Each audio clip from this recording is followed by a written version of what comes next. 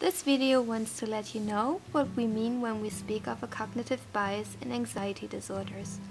We want to show you how it may develop and why it is difficult to nail down its exact causes and responsible factors. When we think about anxiety in general, we quickly see that it is not necessarily a bad thing.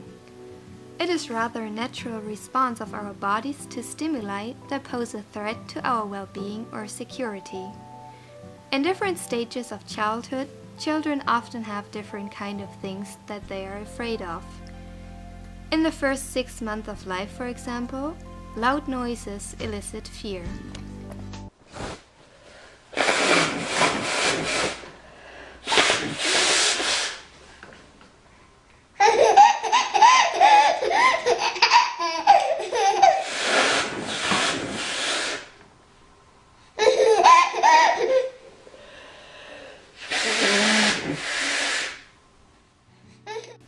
Between 6 months and 4 years of age, children rather may experience fear when they are separated from their caregivers. Toddlers, on the other hand, become afraid of imaginary creatures, like monsters under the bed.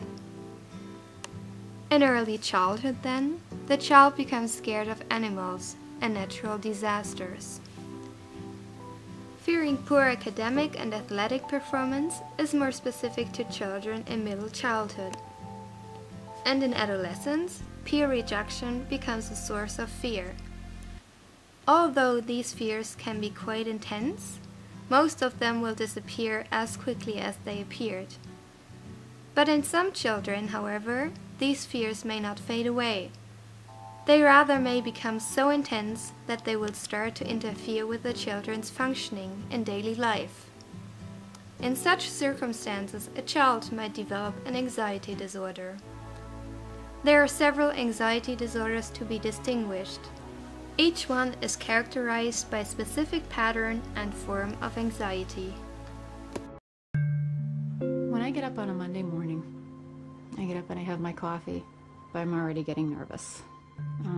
I procrastinate. I spend a lot of time doing stuff around the house. I know I have to be there, but I try to prolong being home in my little comfort zone as long as I can.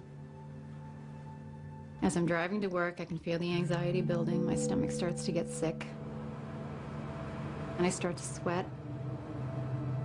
By the time I get into work, driving up that driveway, I'm pretty much a mess. Going up the stairs, walking down the hall, I'm just dreading every moment of the day. Although the previously seen anxiety disorders differ a lot from each other, they all have some common underlying factor. One mechanism which causes and maintains the high levels of fear in all anxiety disorders is called a cognitive bias. Cognitive biases influence the way we process information, and it is a key component of anxiety disorders.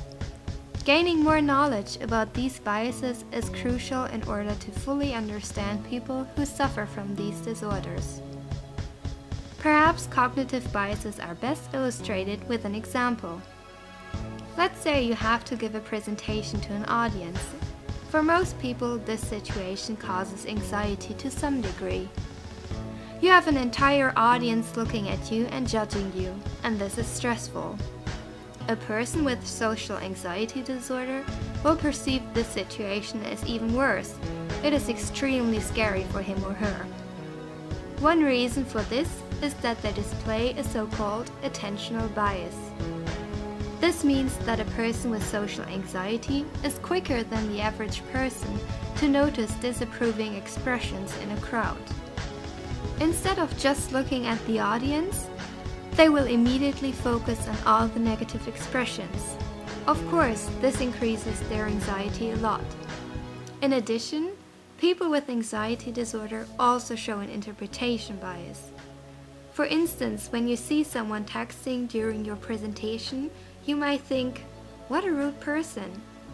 However, people with anxiety disorder show a tendency to perceive the same situation quite differently. They are much more likely to interpret the same situation in a negative and more stressful way, such as thinking, "He must be texting because my presentation is so boring." Needless to say, this increases anxiety as well. People with social anxiety disorder might even interpret positive, approving signs in a more negative way. When a person is smiling during your presentation, their interpretation bias causes them to think, "He must be laughing at me. I'm doing something wrong."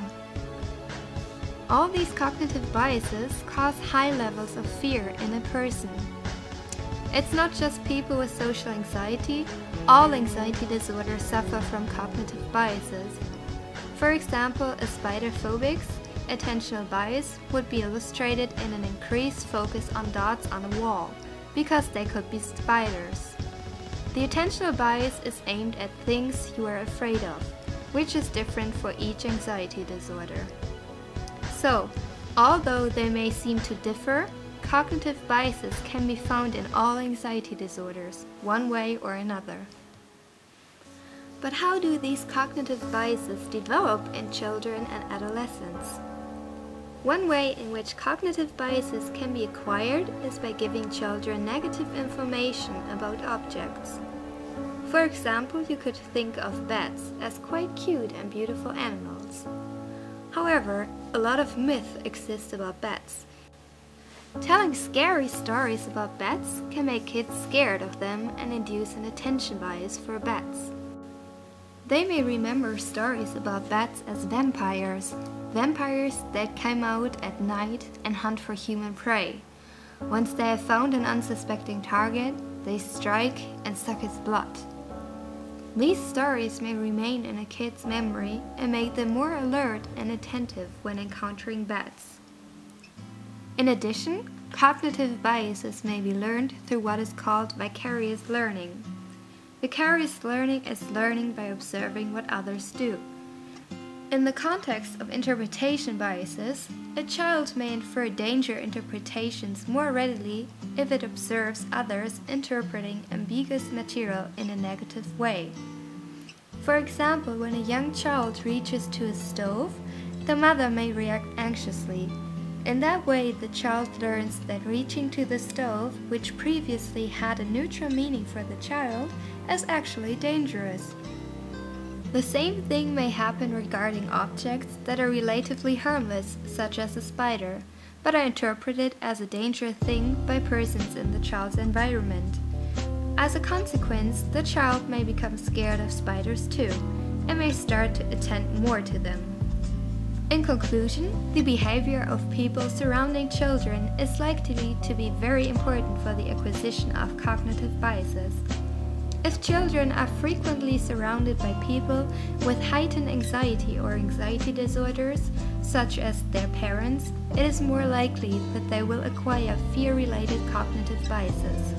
After all, when surrounded by anxious parents, siblings, or friends, a child's attention is frequently drawn to threatening stimuli through verbal instruction, and danger interpretations are more readily made when observing others interpreting ambiguous material in a negative way. In summary, you have now seen that children and adolescents have different fears at different ages. You know what a cognitive bias is and how it may develop in the context of parent-child interactions. But always keep in mind that this was just one underlying mechanism which can cause the development of anxiety disorders. There are way more factors like your genetic makeup, personality, or the environment in which you grow up, which can influence whether you develop a cognitive bias and anxiety disorder or not. Furthermore, we always need to ask ourselves how we can apply this knowledge for prevention and intervention of anxiety disorders.